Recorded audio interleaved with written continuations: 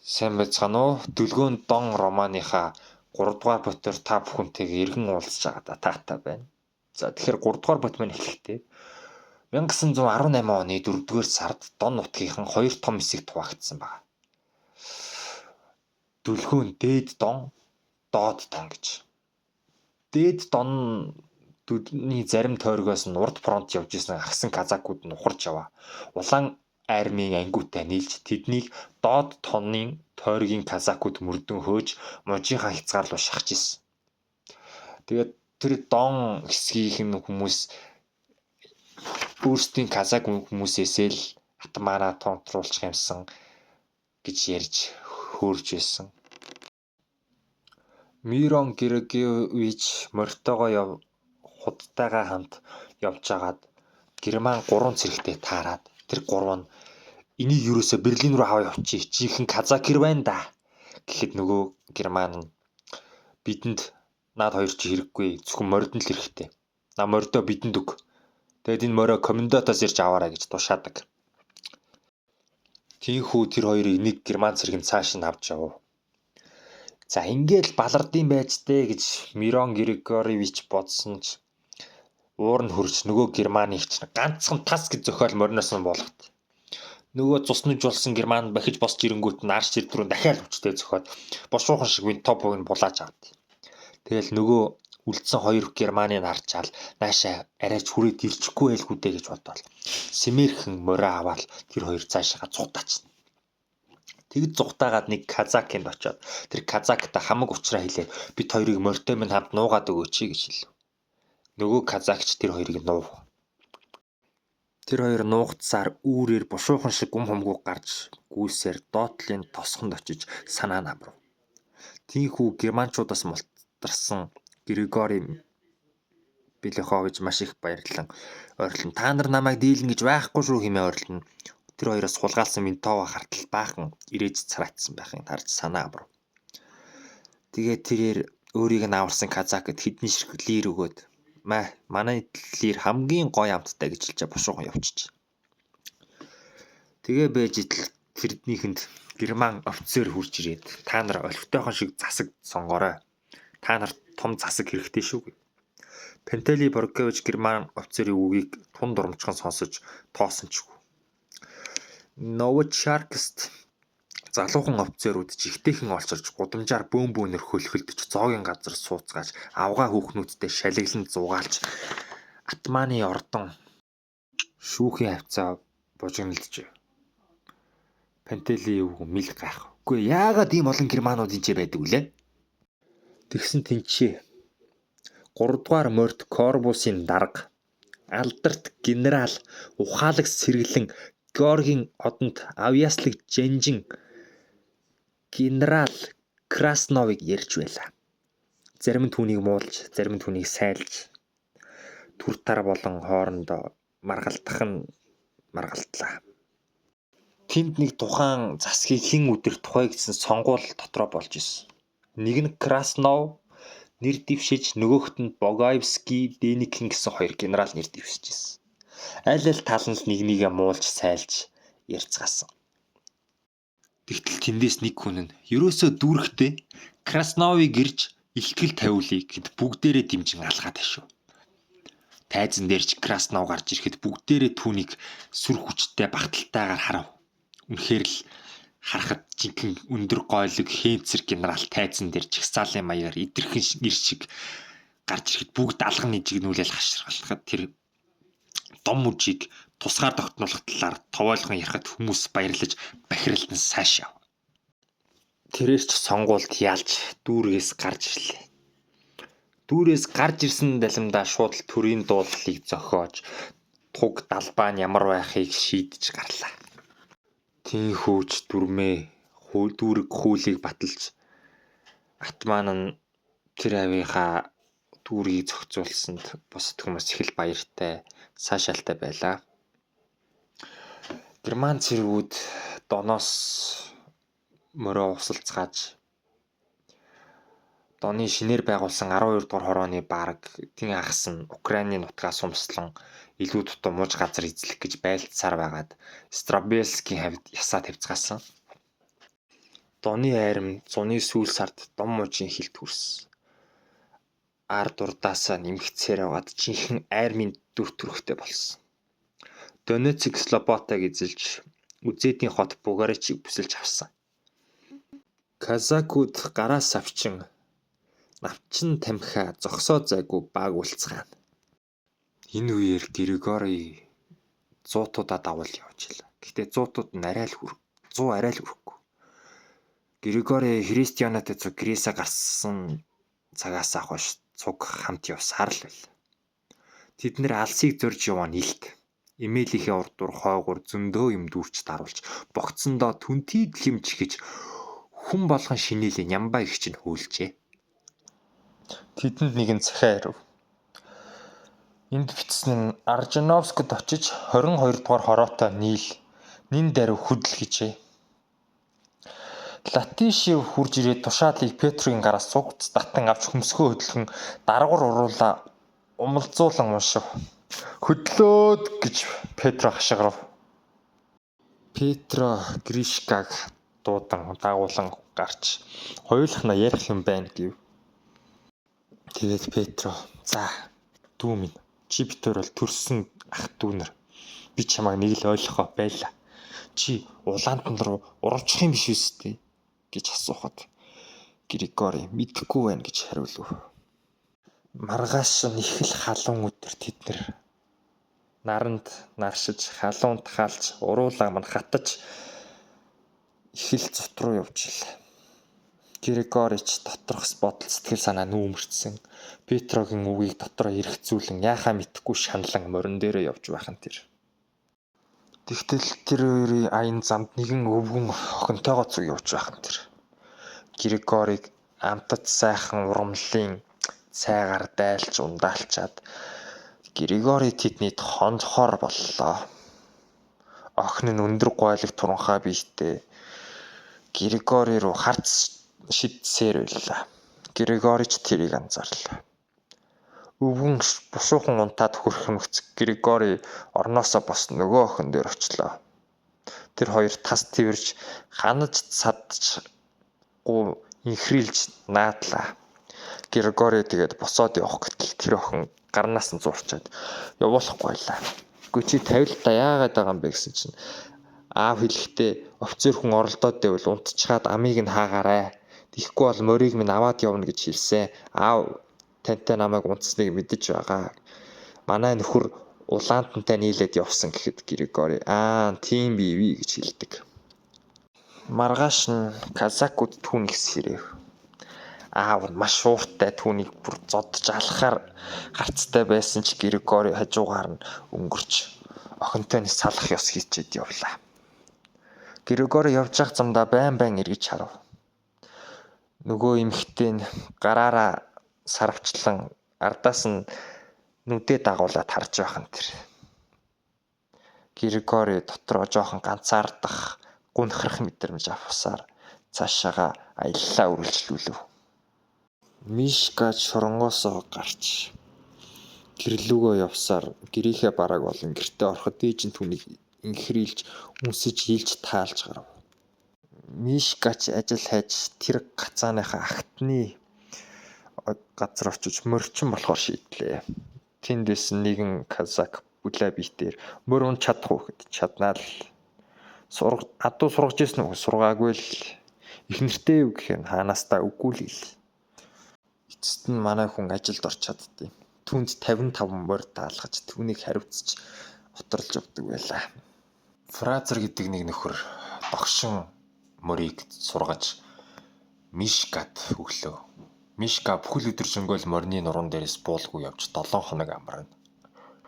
Мишка солдатовтой найзлах хүсэл улам их нэмэгдэж байлаа. Өдөр ирэх тусам.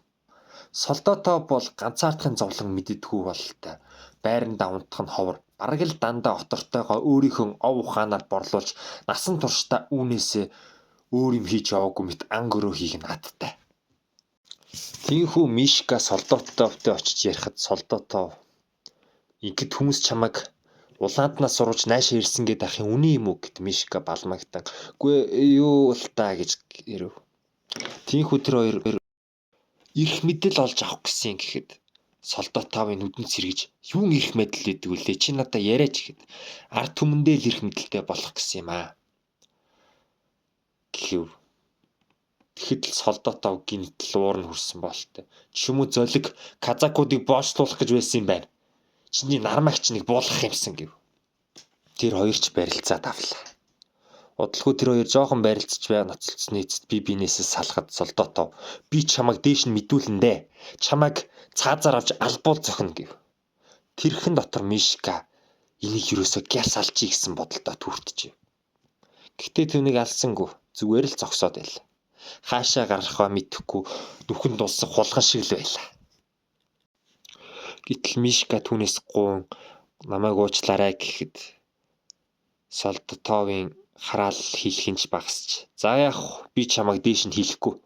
Би чиний хөвшин ээжийг чинь өрөвдөж байна. Чи надтай дахиж бити таараарай. Би чамайг харахаас үзэн ядчихна.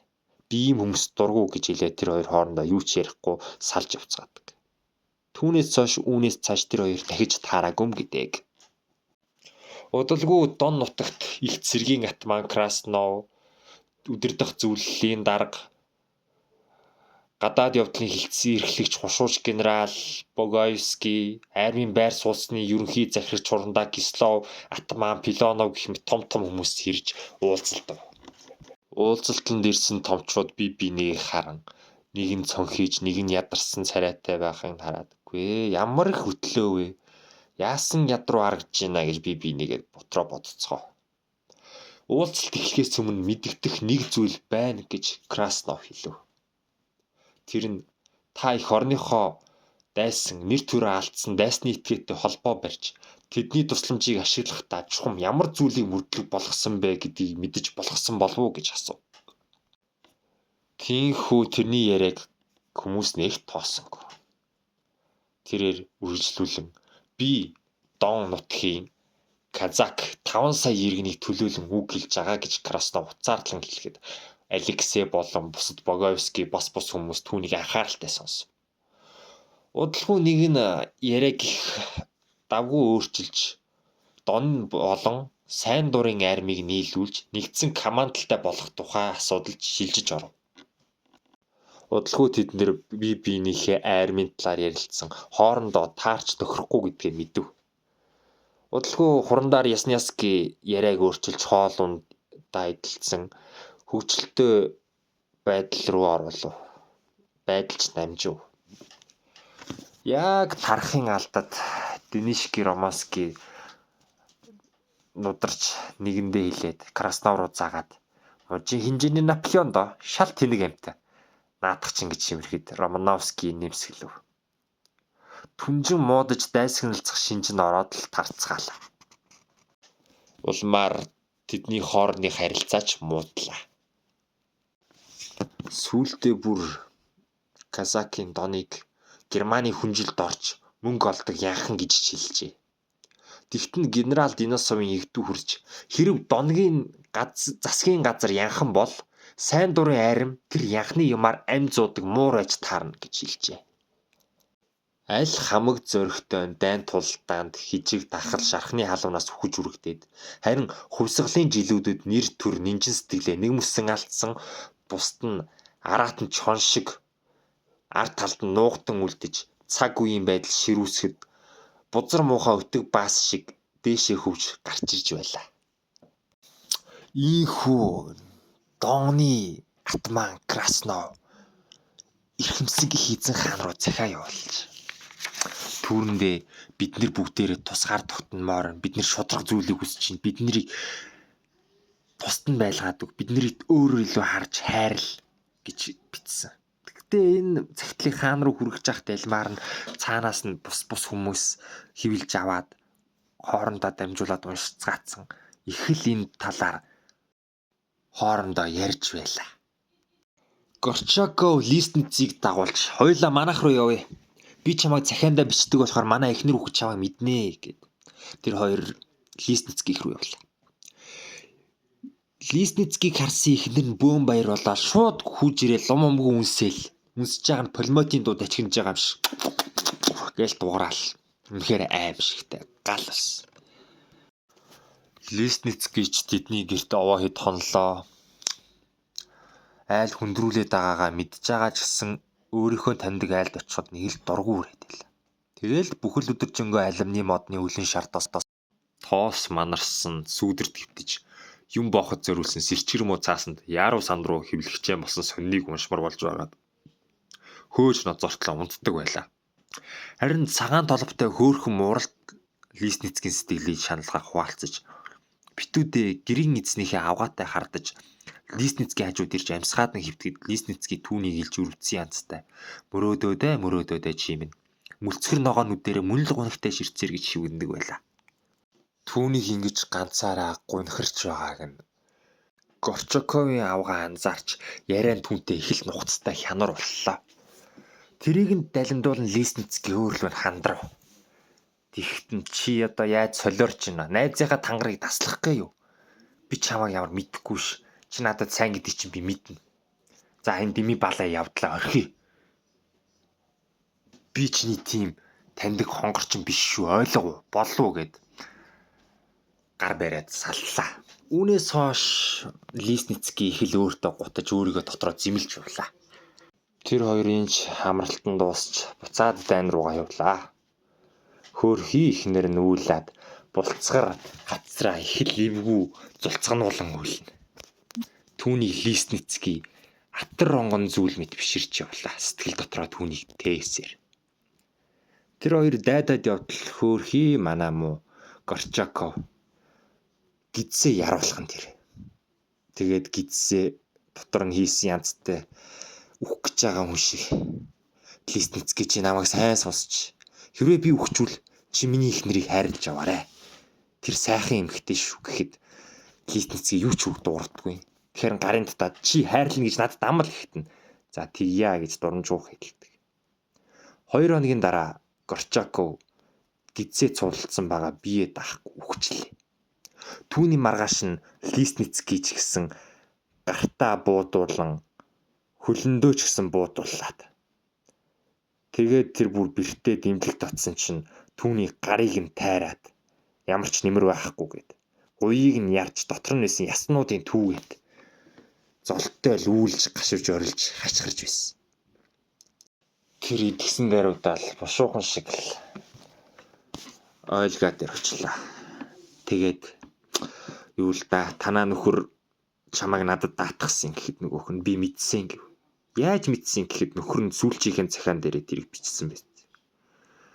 Хэрвээ та дургуутсахгүй бодлаа чиг юм дахир дутуунтэй хамт амьдраарай. Гол нь таныг жаргалтай байгаасаа л гэж үсчин. Хамт амьдрахгүй байсан ч болно гэхэд би зөвшөөрнө. Хоёулаа хамт бай гэдэг. Лестницкий ч тэрний гэрт байн очдог боллоо. Тэрээр бодолтой Лестницкий ил хууль эргцүүлж бодоод ирэмдэг зэрэмдэг болж чагсаалтаад гарсан мань митийн хүмүүс бас л өнөөх би юу ч хийсэн цээргүү гэдэг цадиггүй зэрлэг араншингийнхаа иргэшээлд байсаар байгаа юм байна гэдэг тодорхой ойлгож авлаа. Түүний хурцл үйлдэхийнүүдээр харна бас өөр ямар нэгэн утас түүнийг ойлгоотой холбож байлаа.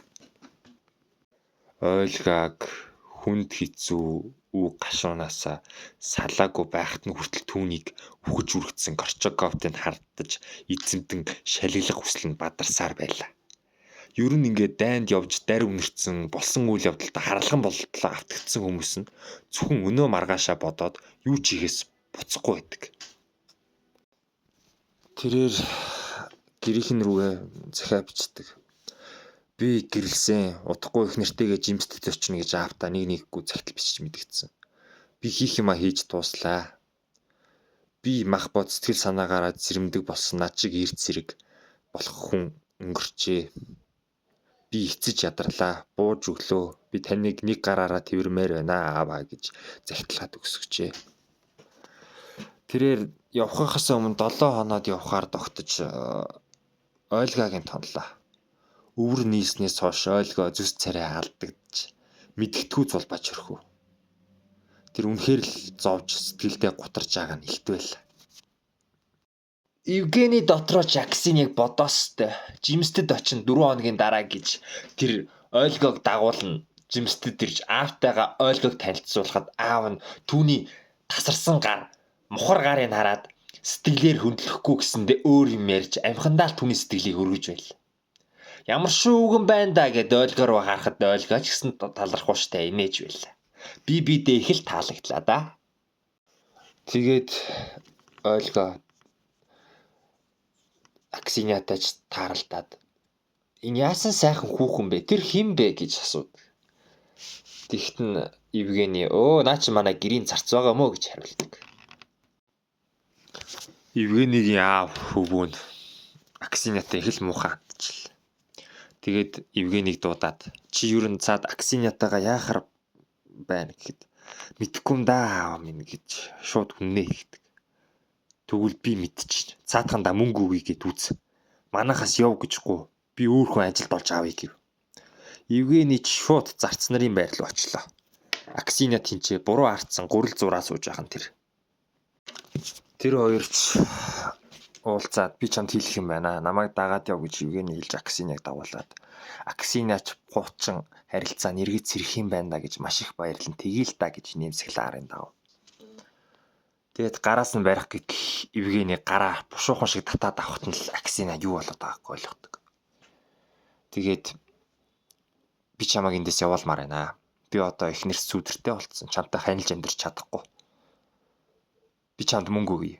Чи энэ ажлаас гараад яв. Өөр газар очиж амьдр гэхэд Аксинья надад хэлэх үг алгаа гэд чив чимээгүй сонсоол зогсдог.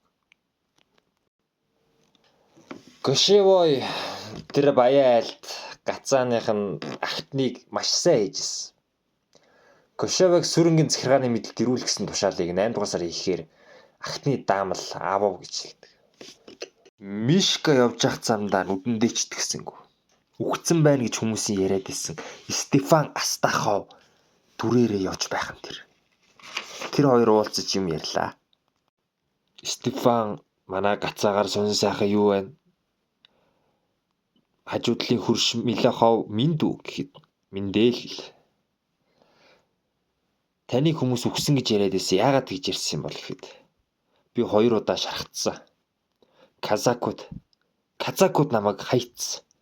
Би германуудад олзлогдсон. Тэд нар намайг эмчлээд, сүвлээд эдгээгээд ажилд оруулсан. Би Германы иргэн болд юм уу гэж бодсон чинь харин гэр орноо санаад чадахгүй мэлээ.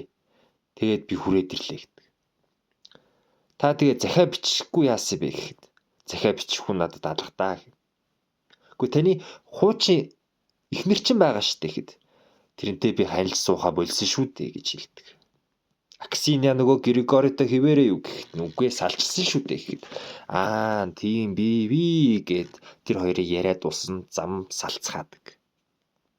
Стефан цааш явсаар Аникушкагийн очлоо. Тэнд очиж хувц сунраа тавьчаад Аникушка хоол хийж байх зурн гарч өөрийнхөө амьдршилсэн төрхөө харан байшингуудаа хараад гашаа байшингаа хараад үглэж явлаа. Аникушкагийн галт тогоонд Стефаныг ирсэн гэдгийг дуулсан бүх хүмүүс л цуглаж түүний сонин сайхан яриаг сонсох гээд бүгд ирцгээсэн галт тоогоор битүү хүмүүс байл. Стефанч дурамчхан тэднэрт юу болсноо ярьж царайнд нэг ч Мишель тодроогүй амьдрал түүнийг ямар их нухалсанг нь илтгэж байгаа мэт. Гацааныхан бүхэлдээ л Стефана харлаа хандуулж түүнийг зарим нь магтаж гарлаа. Стефан Аникушкад морь хөлсөлж морин тэргээр жимс рүү очиод Аксиньяг гуугатах гэд явуулт.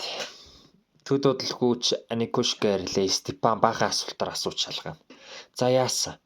Нөгөө Аксинья маань сайн байна уу? Над дээр эргэж ирнэ гэж юу гэхэд эргэж ирэхгүй гинэ гэдэг. Стефаны сэтгэлийг амирч химээгүй үүтгэр тас атгав.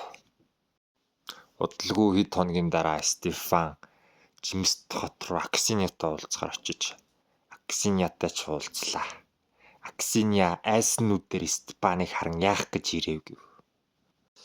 Стефан карманаасаа эмэг бүгж хүзүүний зүйлт гаргаж Аксиньяд өгөх гэсэн боловч Аксинья би нүгээр чи яах юм гээд авсангүй.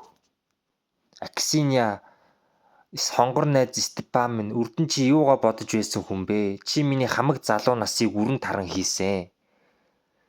Яах гэж ирээд байд юм бэ гэхэд Стефан би мөнгөтэй ирсэн. Би Германд байла. Чамайг бодоогүй өдөр шөнө гэж надад байхгүй. Чам дээр хорохдоод ирлээ гэхэд нь Аксинья би хөгшөрсөн үрчлээг минь чи харлаа шүү дээ. Хүүхэд гаргаж чадгаа болсон. Би завхаа юм болсон. Тэгэхээр завхаа эмс хүүхэд гарах ёсгүй. Чамд тийм хүүхний хэрэг байна уу гэдэг. Степан чи ч их цовоо болжээ. Би бол өнгөрсөн явдлуудыг мартъя л гэж бодсон юм гэж. Аксинья дүүхвэсэн хүзүүний зүйлтэй юм бүгбчөө гартаа эргэлдүүлэн ширээн дээр нь тавиад бодож байгаад хариугаа хэлээрэ гэд яв. Аксинья ар нуруунаас нь зогсолтгүй ширтсээр түүнийг харсаар номхорсон байгааг нь бодон буцаж очихыг хүссэн ч түүнийг зодож нүддэг байсан тэр жигшин үйл явдлыг дурсаад чам дээр яасан ч очихгүй, яасан ч үгүй гэж дотроо ширүүн үгэндээ оосрлон бухимдж байлаа. Тэгээд Аксинья гацааныхаа эзний хүүхэд Евгенийтэй салах ёс хийгээд Стефанид очлоо. Степан за яасан хүрээд ирвүү?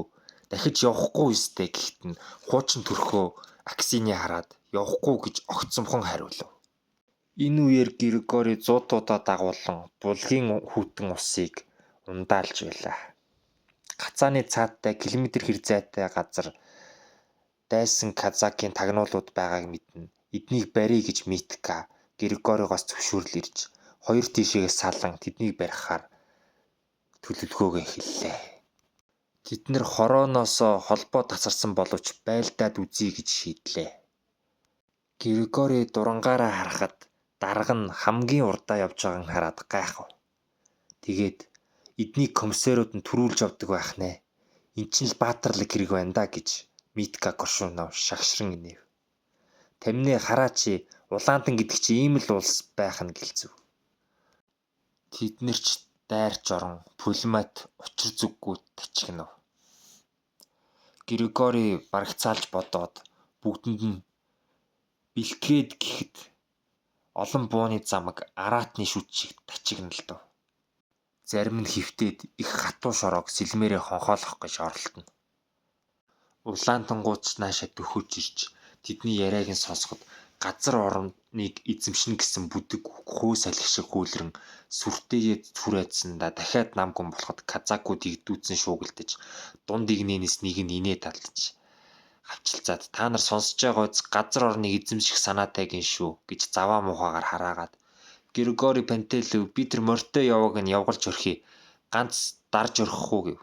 Зөвшөөрөл өгөхийн завдалгүй буун дуу тас хийж тэнсэн сум морьтой хүнийг твдүүлв. Тэгмэц морьтой дарга бууж морио өгчөө цэлмэг ялзуулан толгоолж халахв. Григори галал гэж пулемет чинь тушаав. Харилцан ширүүн гал нээж байлдаан сунжрах шинж оров. Григоригийн тал Улаантан руу улам дайрч давшилсаар харин тэд нар зохион байгуулалтаа төлөвлөсөн юм шиг хойшоо ухраад байхад нь Григори маш их гайхав. Тэгээд их бууны даргатай юу ч гэсэн ярьж үзьегээд очиод дарга хідүүлээ давший гэж бодсон ч гэсэн чи юуны чин давших тэд нар ухарж байгаа чи харцаагаа өстэй. Эдгэр чин дандаа дарга офицеруудаас бүрдсэн байхгүй юу? Миний найз түрүүч Сиров тэдэнтэй яваа гэв. Та яаж мэдсэн бэ гэж Григори үнэтэй өнөөлхөн үнэмшгүй янзтай асуув. Оргож очсон юм л та. Галхаа зогс гэж команд өгснө. Учрыг ойлгох гэсэн янзтай. Буудаад ашиг алга. Тэр хідэж дайрхаа болон зарц нарын морд хөлөө хумн цомцоож зогсно. Григорич за гэртээ орё гэд үүдээд гудамжинд явж ирсэн чинь хэдэн хүмүүс олзлогдсод барьцсан гудамжаар явж байхын тэр нөхөд маань олзцогтыг авчирчээ эдрийг хараач гэд баярлаж өнгөрсөн маягтай хашгирцгааж байв. Эднэр хаанхын хүмүүс вэ гэхэд бид дайчлагдсан улсаа Саратових Балашових гэж горцгор өндөр залуу улбаршаар үсэдсэн байн анивцаар гуншхан жив. Тэдний дараа нь Григори өөр газар явж байхдаа хідэн Улаантантай таарч нүүрлдэв. Хид хэдэн удаа ингэж Улаантантай тайрж амь насаа алдан унсаж байгааг Григори хараад явандаа большевикууд хорсон занаж аж байдалд байна халдаж газар нутгийн маань цөлбөө авч байгаа дайснууд гэж үздэг болов. Хүмүүс морь тэрэгнээс эхлээд дарсгар дааж давшгүй юмыг хүртэл юу дайралцснаа авцгааж дарга зэрэггүй нэлдээ дээр мэддэг боллоо. Их баггүй ичхүр сонжроо алдцгаав. Харин манай Григори хитрхи өрөвч зөөлөн сайхан сэтгэлтэйд нь зуутууд их гайхдаг байлаа. Гэхдээ ямар сайндал том дарган дуудаад Григориг чи юу гэж либералзан гаргаад байгаа юм бэ? Юм болгон дээр шилжих хийгээд ах юм би чамайг хална 100 надаа одоо өг ажилласаа халагдж омогддог байжээ. Григоригийн хоног төрүүлжсэн газар гэрийнхнээ нэрлэлээ. Бүр гайхаад юу болж байгаа юм болоо гэж Григори очиж аавгаа тэрэн ямар хэрэгээр явж байгаа юм гэхэд морь тэргээ буулгах зур тэр хоёрын тэрхийн тухай өгсөөлцсөн. Бид хоёр чинь жин тээж явдаг болсон баригдчихсан. Та нарт их бууны сум зөндөө авчлаа. Та нар маань байлдаад байдаг хэрэгтэй гэж аав нь хэлв. Аав нь Григориг яагаад чи тушаал буурцсан нөгөөдүүлийнхээ үгэнд ороогүй юм гэхэд өөр шинэ хүн ирсэн гэсэн. Тэр надаас илүү боловсралтай гэв. Аав нь тушаал буурсанд нь их л дургу. Харин манай Григори тушаал буурсандаа маш их баяртай байл. Тэд амь насны хариуцлагаасаа мултралаа гэж ойлгоод 100 дуртай яг хүлээл гэж өгчээ. Астопо Стефан утгатай ирсэн дуусна уу гэж Бантелли хүн хинэггүй юмстай асуу. Нэрээ юу гэж зодсон гэрээгээ барьж байсан тамхиа газар алдав. Гацаануудад хийх юм олж ядсан хүмүүс улааныхантай нийлж одсон казакуудын ар гэрийг ирж буруу номтны яваал гэрийг төрсөн гэхийг нь балбаж нүднэ. Өдөр хоногч ингэж үргэлжилсээр сэтгэл санаанд үлдэж хоцоргоо болоод бүх зүйлд хамдан замхардаг шиг жирийн өдөр байтугай жигтэй хачин явдалч гэсэн энгийн юм шиг санагддаг боллоо. Иймэрхүү учир утгагүй балан явдал суучирсаар гэсэн чинь тоглоом шиг дайна хүмүүсийн сэтгэл санааг самууруулж дургутах, эцэж ядраах, хилэгнэн хорсох явдал газар авч 100-ийнх нь нийтдээ улаан хуухаануудыг доны нутгаас хөөж гаргаад л болох нь тэр. Хилээс цааш гарахгүй. Орсууд өөрсдөө яадаг санаж бид хувайл бодно. Бид хуваа хичээвэл болоо үз. Тэднийг бид ямар ёс тэгэлмээр тогтоохоор биш гэж савл хэвэл ярьдаг болцгооч. Григори бүдэг ногоон погоонтой нар салхинд ганцсан цамцныхаа довчийг тайлж ширээний хажууд удтал дүнсэж цуулаа. Наршиж борлсон нүүр нь хавдаж памбаагаад овгор товор нь мэдэгдэнгүй болж ёрдгор шанаа нь уламж сүртэй болсон үзэгдэнэ. Явган сэргийн олонх нь өмсөх гутлгүй зарим нь малын хашаат цэвэрлэх шиг гэж байгаа юм шиг дан бойтог шалбуур өмдтэй эрцгээсэн байдаг байж. Холбоотонд итгэх амтан алга байлаа. Григоригийн зуутынхан ч өдөр шөнөгүй байлцаар л хорооны туслагч 100 тохирол ихтэй юу гэж асуухад хариуг нь сонссноо юу гинэ гэж дахин лавлахад Григори юу ч туурсангүй цаашаа одов. Нэр ч хит би рүүгээ өөдөөс галж дайтчаад. Григори одоо ч доны айрам дашин шог боллоо гэж мөлчийдл болсон дээд дуруулахын хөлсийг шөвөр улаан хэлээрээ долоож аваад дайн дуусах төхөж байна гэдэг. Маргааш оройн Григори 200 мод газар давхиж 2 хоногт турж хизээд төвж ядарсчихсан морио аавынхаа хашаанд оруулж байлаа. Орос улсад Францын том генерал ахмадууд хурж ирж илаа. Тэд нэр Домболд сайн дурын айрамд санал нийлсэн гүрнүүд цэргээс эхлээд бүх хүч хөрөнгөөрөө туслана гэдгийг Ахмад бонд батлан илэрхийлж байна гэж хэлдэг. Оросууд бүгд ч баярлан ураа гэж хашгирцгаав. 7 хоносны дараа хамаг аюул эхэлж фронт бутрав. Эхлээд Калачовын чиглэлд Петро Милоховын 28 дахь хорооны байрлаж байсан хэсгийг эзгүүрв. Түүнээс 4 хоногийн өмнө Умард фронтын командлагч хушууч генерал Иванов штабын дарга генерал Замбрицкийн хамт Каргинск сүүрэн рүү санд мэд дөрвөж машиныг цасанд суучгаад Замбрицкийн эхнэр уруулаа цус шүртэл хадж хүүхдүүд нь оролдож байжээ. Ушенск сүүрэнд хэд хоног эрх засаг алтрав. Умард фронт дээр гарсан Доны засгийн газрын асар их бүтлгүй явдал нь баяр баясгалангаар солигдов. Францийнхан Доны армийнханд тусалж дулаахан гутал, хувцас, үстэй дээл 3,000-ыг бэлтгэж өглөө. Тайн байлдааны үед 100-ийн цэргүүд нь офицерууд даалж барьж өгөх явдал хаяа нэг үзэгдэлтүүдий байсан ч жилийн дараа гэхэд бараг жирийн үзэгдэл болсон. Тиймдээ ч зарим бусад офицерууд зэрэгтэй найзын дундаа орж ярьдаг. Муулангууд нь дагаж муулдаг, сайлангууд нь дагаж сайлдаг, хуурамч чанарыг үзүүлдэг. Тэгж найз нь өнд орж илдүүлж оролдож ярихгүй бол бид нар тэтэрхий хатуу хандах юм бол казакуудтай муудалцвал аминд аюултай гэдгийг мулгуутар боловч залрахыг овч мөлөөхөө хүртэл эртнээс мэдчихсэн. Дон нутгийн казак гэдэг нэгэн нөхөр казакуудаа гэж урьдлан нөхдөө коммунист намд илсцгээе гэж ярьж илаа. Иргэдээс коммунист гэж юу юм бэ гэхэд нөхдөө коммунист нам бол сайн дурын хэрэг ажилчин тариачны капиталист газрын эзэдийн даралтаас чөлөөлөх агуу ахын үйлсийн төлөөх тэмцэл хүсэлтэй хүмүүс өөрсдийнхөө сайн дур хүслээр намд илсдэг юм гэж тайлбарлажээ. Яг удахгүй өвөл болоход казакууд их л дайнаас хальшран зарим нь бүр айрмаасаа дүрвээд гэр орлон руугаа очичжвэл зарим нь болохоор бууга бүгдийн далд хийчээд дон нутг руугаа очиод тэнчэнэ улаантнуудыг эрхийг хүлээгээд их нэртэйгээ нэг шүнийг өнгөрөөчөөд дон нутгаа гөлрөөл ширтээд идэгч байсан. Хүний амьдралын төгсгөлийг тааж мэдэх юм байна. Унсан моринч хүртэл гацаандаа хорогдоод явж өгдөггүй казак гэрчүүдийн чинэрч шимширсэн зүрх нь эхнэр хүүхэд төрөл садандаа хорогдоод салж өгдөггүй байлаа. Петроч гэртээ ирж гэр бүлийнхний түүнээс сонин гачинган суулт асууж ам суулгах нь холгүй байлаа. Петроч бид баларчээ. Намайг улаантныханд завчиж алаг гээд би гэртээ хүлээгээ байж явах. Би эндээс ухарч явнаа. Би 28 дугаар хорноос орхисон тухай, дарга нарын орхисон тухай бүх юмаа гэрийнхэндээ ярьсан. Гэрийнхэнд чи тэгээ яа яаж гэж бодоход оргоноо л гэсэн гэрээсээ. Тэгэхэд л гэр бүл нь маргаан болж та нар явдаг. Эхнэр хүүхдэн тэгээд энэ юмаа хараад үлдэхүү. Харин ч тийм байхгүй шүү гэхэд нь Пантели босч ирэн амаа татмуу үлгчэнгүүд ирэх хүмүүс хоорондоо юм ярьж яхад гэснэ. Энэ нийт хөрөнгөө яах юм? Мал ахуугаа яах юм? Та нар өөрсдөө босоог болохоор мэдэхгүй байна. Би энийг чинь өөрөө босгож мал хөрөнгөө олсон энийг хаяад явж чадахгүй гэж их л ууртайгаар Пантели пургууч цэцэрлээ. Айлын хашааны ёроолт бүксэнд орвол босгон дээрээ алуулсан дээр гэв. Тосгоныхон тэр аяараа л улаатан ирж байгаа гэдгийг дуулна. Харин ирж явахдаа тун базаахгүй хайвуурын хамаг амтныг алж чадчихагаа гэж байлаа.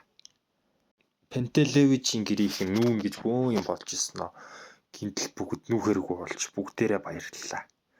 Энд амьдрал бүгд амьдрий, өхүүл бүгдээрээ л үхий гэж тэд бүгд шийдцгэлээ. Аксинья Стефановийнхан ч гэсэн явахгүй донд үлдэнэ гэж байлаа. Удалгүй Пантелевичийн урд дур вахмистр батальонтойгоо хамт явж байгаад их бууга засанд оруулахт нь тэр татаад гаргаж чадахгүй Пантелевич рүү орон бууг минь өргөлцөөч гэхэд Пантелевич хулчих нь чадахгүй. Харин Григори өрөвдөн би чамд туслая. Тэгээд тэр явах газар руугаа та нар урд яваарай гэв. Тинхүү бүүн Григори хідэн хүмүүд гарч ирж тэр бууг нь өргөлдсөн гаргачгүй. Вахмистр баярлан талхснаа илэрхийлээд батальон урагшаа гэж хэлээ цаашаа замаа хөөж явцгаав. Григори дотроо нэрэл манай казакууд энэ чигээрээ ийм хүчтэй дайрч давшилвал өөрсдийгөө хамгаалж чадна шүү дээ гэж дотроо бодон инээж байлаа. Төд удалгүй Григоригийн герт улаантангууд ирлээ. Тэднэр нохоог нь хуцаж байгааг нь харангуутаа пүс гэл цасаарны дээврнээс цас унаангууд гайхаал Григори харсч нохоог нь цасын садартал буудаа алдсан байдаг. Яах гэж нохоо алавчи? Та нар цаад болоо юу гэж Григори хэлэхэд улаантангууд. Энэ аваар улаантан карв. Манай энэ алдсан уу? Тун тоогүй юм болж тэ биднийг оруулаач гэв. Григори ч түүний гэртээ оруулцгаалаа. Тэд нар ч гэрт орж ирээд Григоритой дуусхаагүй яриагаа үргэлжлүүлэх янзтай. За чи цагаантанд байсан уу гэхэд Григори байсан гэж хариулдаг. Чи офицер үстэй гэхэд Григори дуурахгүй байх. Эмээгүй хүн байж байна. Тийм ээ тийм гэхэд тийм би нохоог буудаж хайран сум гарцснаас уулна энийг буудуулч гэж тэр ярин чимээг болдог. Григорич өөрийгөө нохоо шиг айжгуулж ийснийгаа мэдэн нүүр нь улаач байлаа. Тэгмэгцээд бушуухан шиг л та нар хоноод явах уу гэж асуухад бүгдээрээ тэг яа л гэлээ. Гэтэл тэд нэр бурханд ч мөрөхгүй сууж байгааг хараад Пантелевич гайхан та нар Бурханд мөрөгдгүй улсуу гэхэд бүгдээрээ хөхрөлдөн инээлдэж бид нэр бурхан гэдгээ аль үжээ хаяад орхичихсон таныг ч гэсэн бурханд мөрөхөө боль гэж зөвлөмөр байна гэж хэлдэг. Тэд нар ч тэдний тоолууд идэж дайлд суулчаад танаа тамхи татаж болох уу гэхэд нь эмгэн манайд тамхины утаа гаргах яндан яггүй их бий гэж дурамгуйчхан хариулан тэд нар тамхиа татан сууцгаадаг. Григорич нохоог нь буудаж алхан цэргийг харахаар зэвүү хүрээд нөгөөх нь ч албаар Григорийг үдэж 9 бус юм асууж шалгаагаад лээ. Тэр хоёр ч түр тархийн маргалдаа тавлаа. Наталья нөхрөө наашир гэж цаад өрөөнөөс дуутахад Григори согтуу хүн шиг гуйван унтлахын өрөө рүү явлаа. Тэд бүгд ч унтахаар боллоо. Гэтэл улаандангийн цэргүүд чаавас хүүхэнгүй шаал үүдгэртэй ядж яхад нөхөр нь офицер. Энэ офицерч манус шиг нусгаануудад ихнэрээ идлүүлэхгүй л дээ. Тийм биз дээ чи гэж нөгөөх нь хэлдэг. Гэтэл улаанты дарга нь уурлан чи дугуй бай. Чамтай ярих яриа биш шүү. Чамайг даргатай яриулж халуулна гэх мэтээр юм ярьж байлаа. Тэгэхэд том дарга нь чамайг би эндээс хална яв гэж нөгөө нэг хэрүүлдүүд исэн цэргийг хөөлөв. Тэгингээ Григорид уучлаарай нөхдөө та нарт их духгүй зочин үрж иржээ. Маргааш бид тэрнийг номхотгоод өгнө. Одоо сайхан амраарай гэт Григори тайвшрав. Маргааш ч боллоо. Цагаан улаандангийн цэргүүд бүгдээрээ л явцгаалаа. Мордуудын аавна гэж Григоригийн морийг хамгийн түрүүнд хүмүүс авандаа гэж ярьцгааж.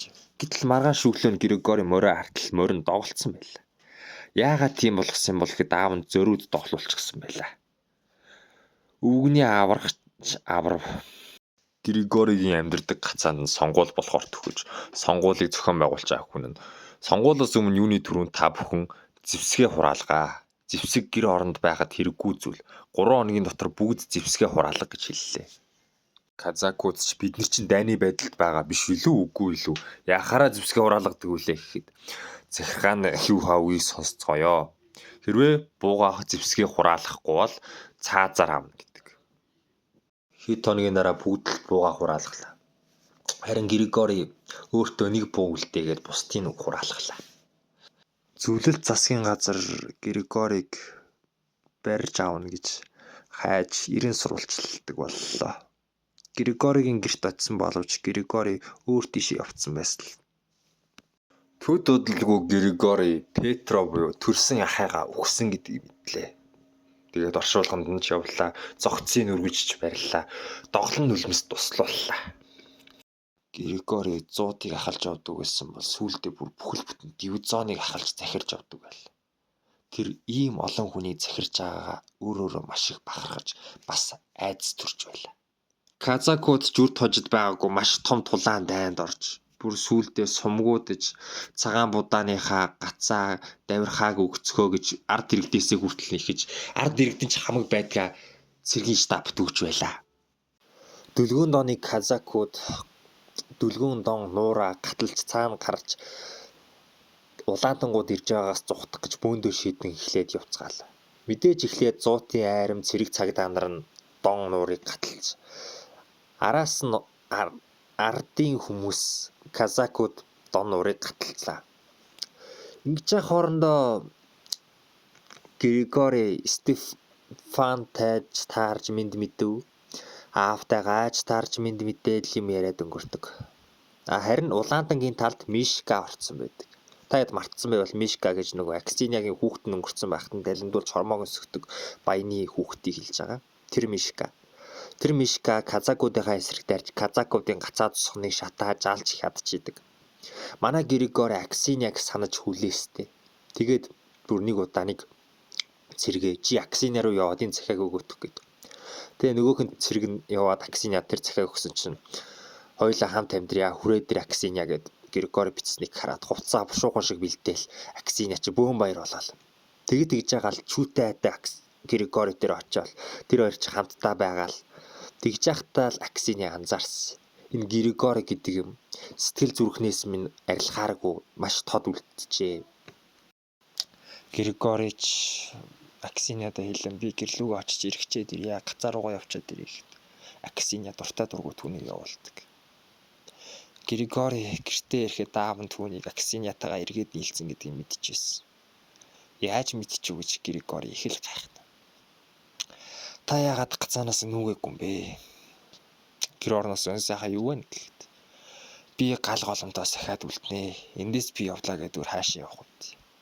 Чиний ихнэр Наталья чи хижиг өвчин тусцсан, тусгаарлагдсан тэр цаана байж байгаа.